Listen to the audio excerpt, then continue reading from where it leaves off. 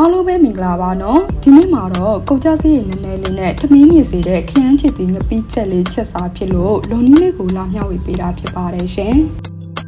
ခရမ်းချစ်တီငပိချက်လို့ဖို့အတွက်ခရမ်းချစ်တီလေးတွေကိုရေသေးချဆေးပြီးတော့ပါပါလေးလာလှီထားပေးလိုက်ပါတယ်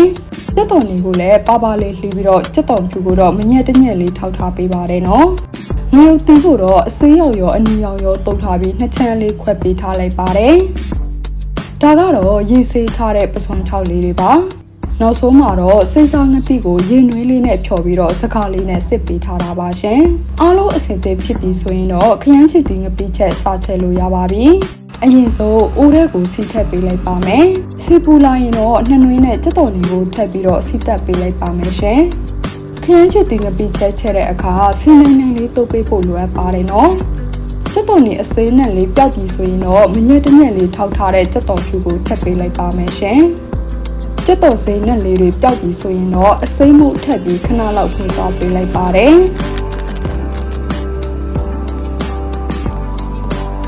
ပြီးရင်တော့အရင်ဖြော်ထားတဲ့စိတ်စားငပိကိုထပ်ပြီးတော့မှွေသွားပေးလိုက်ပါမယ်နော်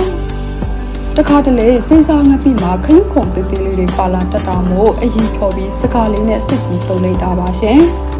တကယ်လို့စိတ်စားငပိကိုအရင်မဖြော်ဘဲနဲ့ဒီတိုင်းထည့်မယ်ဆိုလဲရပါတယ်နော်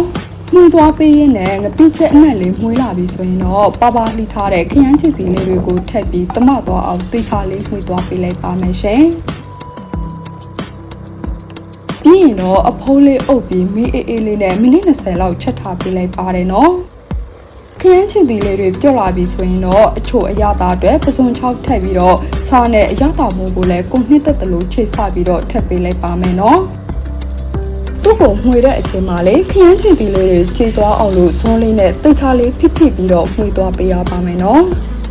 အရသာလည်းကိုစိတ်ကြိုက်ဖြစ်ပြီးအရင်လေးလည်းခံသွားပြီဆိုရင်တော့နှစ်ချမ်းခွဲထားတဲ့ငရုတ်သီးလေးတွေကိုထည့်ပေးလိုက်ပါမယ်ငရုတ်သီးကိုတော့ကိုအဆက်စားနေတဲ့ပမာဏပေါ်မူတည်ပြီးတော့စိတ်ကြိုက်ထည့်လို့ရပါတယ်ရှင်ဒီခရမ်းချစ်တီငပိချက်ချက်တဲ့နေ့ကတော့အိမ်မှာထမင်းအိုးပြောက်တဲ့နေ့ပါပဲရှင်ငရုတ်သီးထည့်ပြီးတော့ခဏလောက်မှွေပြီးသွားရင်တော့နန်းနန်းပင်လေးထည့်ပြီးတော့မြည်ပေးလိုက်ပါမယ်အခုဆိုရင်တော့အကုတ်ကြတက်တာပြီးအရသာရှိတဲ့ဟင်းလေးတစ်ခွက်ရပါပြီရှင်ကျမရဲ့ဗီဒီယိုလေးကိုအဆုံးထိကြည့်ပေးခဲ့တဲ့အတွက်အားလုံးကိုကျေးဇူးတင်ပါတယ်ရှင်နောက်ဗီဒီယိုတွေမှာပြန်တွေ့ကြမယ်နော်